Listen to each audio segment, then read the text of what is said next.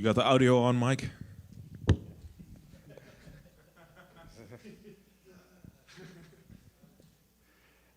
Reinier, over here. Yeah, let me turn this. Yeah, no problem.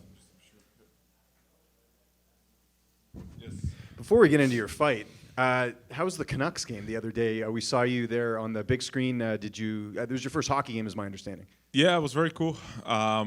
I like how you guys here and in the States, you really make a show out of everything. It's very cool to be there. I like the violence a little bit. I didn't really care too much about the pucks being scored, but I like the checks and stuff. We didn't get a real fight, unfortunately, but was nice to see.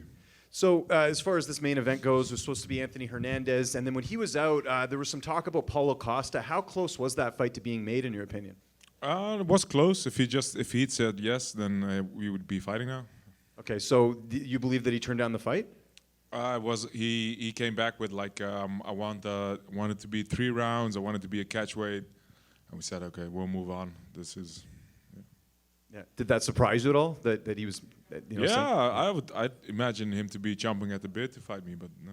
Yeah, and was it just Paulo and Brendan as far as opponents, or was there anyone else that name that you heard of?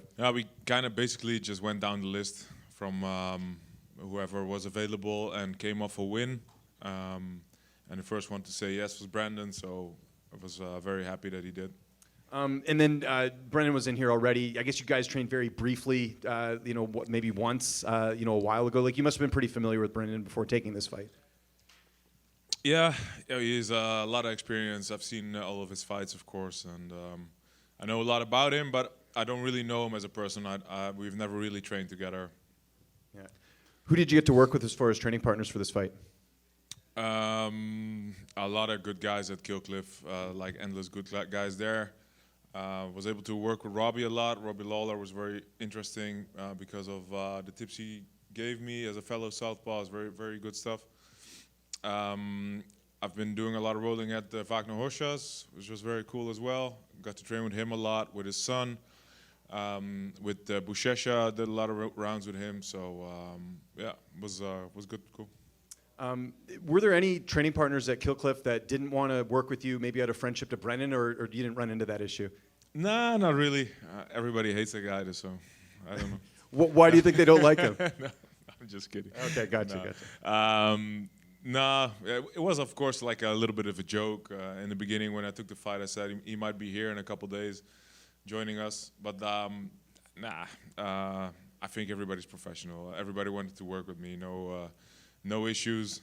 Only Henry stayed neutral and didn't want to come and coach this time, but the rest was all good. The implications for this fight are pretty big. Do you think it's a positive sign that they haven't announced that Imavov's getting the shot and that they're going to wait to see what happens with this fight? Yeah, Imavov's not getting the shot, so that's why they didn't announce it. Fair enough. And then one other thing, kind of looking at the champ right now with Chimaev and how dominant he was. Not looking past Brendan, I'm the guy asking the question, but I'm sure you look at a fight with you and Chimaev. Just how do you feel like stylistically you match up against him? Yeah, it'd be a very cool fight. I imagine like very spectacular grappling exchanges, and his striking, we haven't seen it a lot in the UFC, but his striking is pretty cool too. He's decent boxing. He's been working with a boxing coach for a very long time, Olympic boxer. And the times we trained, I thought his boxing was very crisp as well. Yeah, be an amazing matchup. I think I have a lot to offer in that fight, in the grappling and in the striking. So hope we see it soon. And just last one for me, were you surprised that Duplessis struggled so much with the takedowns, or does that speak more to just how great Chimaev is at his grappling? Both, I think. Really surprised me. Like, I didn't expect it to go this way at all. But if you look at Dricus' posture, he's always like a bit bent, and that makes it a lot harder to get into a sprawl and defend well in takedown. So it makes sense there. But the most surprising thing for me was the amount of control that Khamzat had on the floor. It was crazy. I did not expect him to be that dominant at all. Reinier right here. Yeah. It is mixed martial arts, but that having been said, you guys both have your black belts. Is this an area that you'd want to test Brendan in? 100%. I'm always going to see if I can choke a guy. Yeah. Good stuff. And, We saw Ong La retire recently. He Yeah, was a big so part cool. of your early career. And Brendan actually mentioned him as a reason why he's always wanted to fight you. He says he wants to avenge that loss. So, you know, just if you can, just speak to, like, how big a part of your career was that kind of Ong La rivalry? Yeah, it was a big part of my career at the time. And it eventually led to me getting in contact with Henry and with the guys over at Killcliff. So it kind of put me in the place I'm training at now as well. It was the first time I really achieved something big in martial arts, you know what I mean?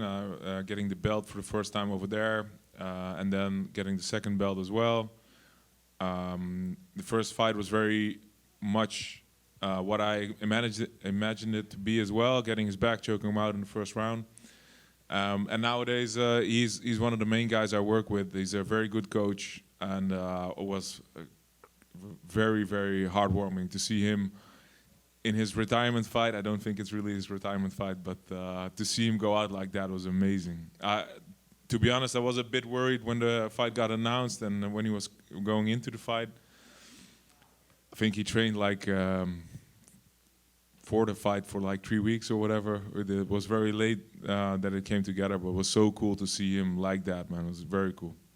And you mentioned retirements might not stick in MMA, of course, but you know, we do see a lot of people as they get closer to their 40s or in their 40s in this sport, they wind up on the downside and they wind up retiring. Of course, it's just father time, but you know, you're not the youngest yourself, and yet you seem Don't tell anybody.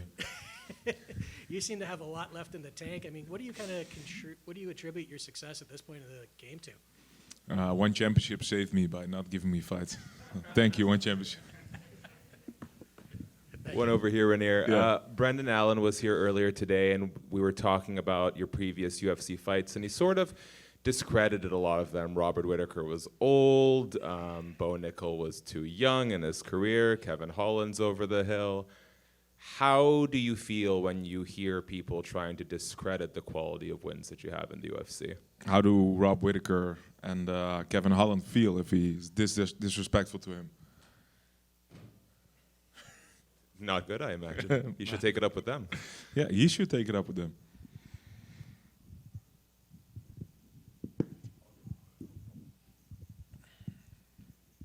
Hello? Okay. Hey, Reinier. How's it Yeah, going? what's up? So the fight was originally meant to be you versus Fluffy Hernandez. Yeah. How do you feel, I guess, the different skill sets between Alan and Fluffy, given they're both grapplers? What do you see as the main difference as two different opponents? Yeah, so was of course heartbreaking that the fight fell through, that he got hurt, because was very excited for the fight, and it would be a great dress rehearsal for Hamzat, I think Fluffy would have been. But I do hope and I do imagine that we get to rebook that fight soon enough. Like style-wise, they're kind of similar. Both of them box pretty well. Like in boxing range, they strike pretty well. I think Fluffy wrestles a bit better. Brandon's jiu-jitsu is a bit better, I think. They had a very close fight as well. I think the biggest difference is, and that's what showed in their fight as well, Brandon starts very well. His first round is always his best round, and then he tends to fade a little bit. And Fluffy starts a little slow, and he tends to build when the fight goes longer. So when it was still Fluffy, I was very focused on getting my cardio in and focused on that part of the fight. So there was a good base for this camp.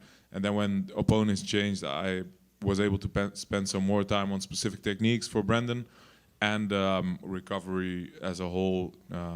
So to be ready as I am for this fight. Okay. And how, I guess, do you see the fight going on Saturday? Do you see it more staying on the feet, neither of you wanting to go to the floor? You mentioned Brendan has excellent jiu-jitsu. Excellent is a big word, but I definitely want to see if I can get him to the floor as quickly as possible. I'm going to see if I can put a lot of pressure on him. He's going to come out guns blazing, I imagine, because he always does. I think he throws very nice boxing combinations in the pocket, in boxing range, and I think maybe he might even shoot, but I think I'll be first to take him down. Okay. Are we gonna see those Dutch kickboxing knees again on Saturday night? Yes. Hell yeah. Also, so you seem very confident when you said Imavov is not getting the shot. Do you know something we don't, or are you just very confident you're going to do what you need to do on Saturday night to make sure you are undeniable for Hamzat's next opponent? Both. Okay. Just a couple more. You mentioned in an interview recently that DDP needs to improve his jiu-jitsu on the bottom. Is that something you feel that you're more equipped to deal with than him? You think your counter wrestling's better than him? Were you to face Hamzat, let's say sometime next year, if you win on Saturday night? Yeah, I think so. Most importantly, Hamzat didn't get tired at all because he got the takedown, exploded for a couple seconds, got on top, and then was able to rest afterwards. So I think anybody who's going to beat Hamzat should be able to stop his takedowns at least for a while, so make him work harder to get a takedown. And then anybody who's going to beat Hamzat should have a very good guard so that he's not able to rest the moment they get to the floor or the moment he gets chest to back control. The guy who's going to beat him needs to be able to work there and needs to make him tired. And just last question. After your win against Bo Nickel earlier this year, you called out Sean Strickland. Obviously, Sean is suspended until the end of November. Do you still see that fight as on the horizon at some point? Yeah, it'd be very cool. Yeah, he had some personal issues going on, I believe, which prevented the fight. But yeah, I definitely see that fight happening someday soon. Thanks, Reinier. Reinier, over here. Yep. I want to put you on the spot a little bit, man. You mentioned the Dutch kickboxing there. Who would you say is the Dutch combat sports GOAT? You're making a case, you're getting up there, but right now, who would you say is the guy? We have so many great champions through the years. Bas Rutten. But one of the guys I like a lot, I like his style a lot, and I've worked with a lot, is Gegard Mousasi. I love, if you look back at some of the fights he's had, they've been so good, so cool. It's just a shame that he didn't stick around long enough to get to the UFC title, because I think he would have. Yeah. And would he be an inspiration for you or some other guys maybe that come to mind specifically? More names, more other guys? Yeah. Yesterday I said Stefan Struve because he was in the room, but Alistair is one of those. You know, if you think back of Alistair versus what's the wrestler's name again? Brock Lesnar. Brock Lesnar. That's the craziest fight ever, man. Just roided to the tits, both of them. So cool. With that knee as well. Yeah, we have so many good guys. Even before, like in K1 back in the day, Sam Schild. The list is almost endless. So yeah, I'm very proud to be representing my country. I'm not switching to Canada this time. Yeah, hopefully I'll be part of a new wave as well, because at the moment I'm the only Dutch guy in the UFC. Yusri is joining us, and I hope we'll have a lot more of those Dutch guys coming in soon. Well, last one on that note. What do you think you need to do to be the number one, surpass everybody we just mentioned? Get a belt. All right. Yeah. Keep betting. Keep betting. Yep. Just a quick one. For me, you said that you're not into ice hockey. Recently, you told me that you don't care about football at all. I mean, soccer. Yeah. Is there any sport you care about in the terms of watching and enjoying? No, I've watched some documentaries on American football on Netflix before the last fight. That was cool. It looks cool. It's very violent, and with the documentary, there was not a lot of breaks, which is nice. So you can just see the action, and I learned a little bit about what the quarterback does and stuff. That was pretty cool. But if you love fighting, nothing compares, right? Even there, sitting at the NHL game, I don't care if the puck goes in the net. I want to see these guys fight. That's way cooler, right? It's way cooler than anything else. It's always, even I like basketball. I like all this stuff to watch, but it doesn't really get close to fighting anytime, I think. Fighting is a job anyway. Hmm? Fighting is a job anyway. Yeah. A job? Yeah, maybe. Yeah.